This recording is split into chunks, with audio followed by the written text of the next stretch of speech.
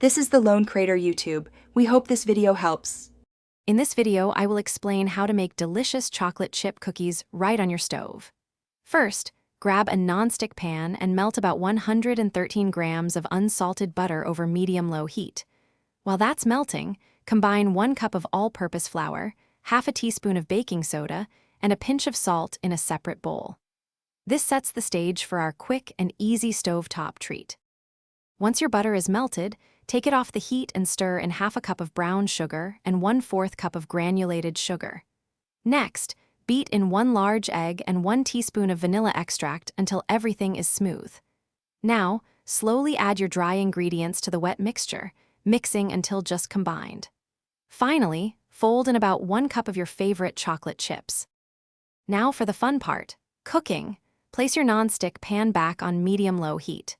Drop rounded tablespoons of dough onto the warm surface, ensuring enough space between each cookie. Cook them for about 2 to 3 minutes per side until they turn a beautiful golden brown and are set. Remember to adjust your heat as needed to prevent burning and achieve perfect results.